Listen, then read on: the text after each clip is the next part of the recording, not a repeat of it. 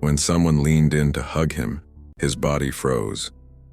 It wasn't fear, it wasn't discomfort in the usual sense, it was instinct.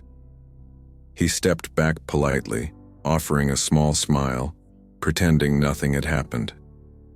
The moment passed quickly, barely noticeable to anyone else, but it stayed with him. Later that day, he kept replaying it in his mind.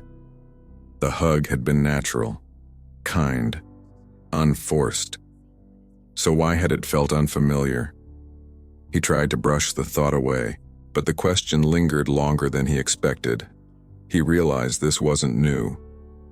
Every time someone touched his arm, every time a hand rested on his shoulder, every time closeness appeared without warning, his body reacted before his mind could explain it.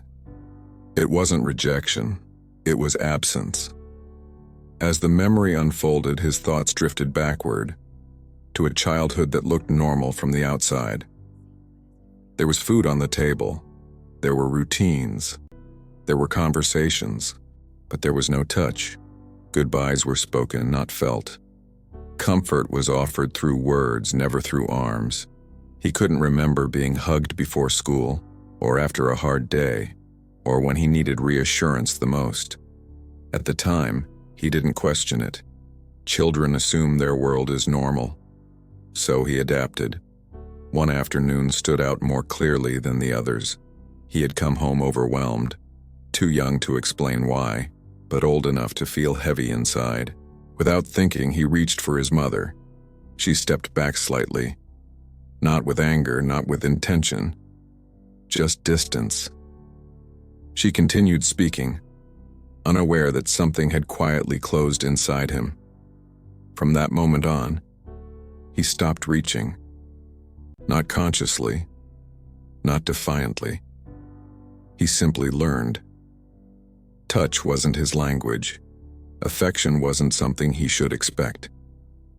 As the years passed, that lesson followed him. He became quiet, self-sufficient, the kind of child adults praised for being easy. No one noticed what that ease cost him. In adolescence, independence became his identity. He didn't lean on others, didn't ask for comfort, didn't know how. And when relationships entered his life, the same pattern returned. He cared deeply, but from a distance. Closeness made him uneasy, not because he didn't want it, but because he had never learned how to receive it. Then came the conversation. It wasn't dramatic. It wasn't emotional.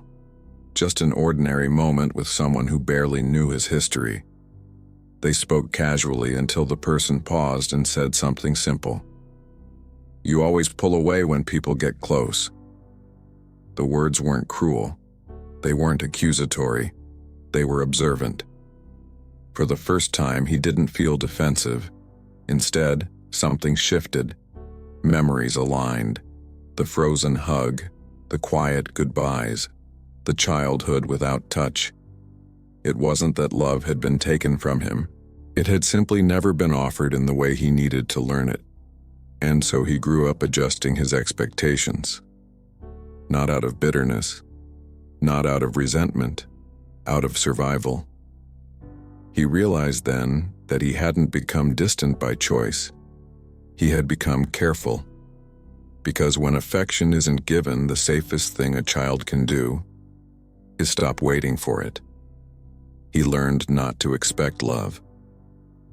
And only years later did he understand why. Some wounds aren't created by what happens. They're shaped by what never does.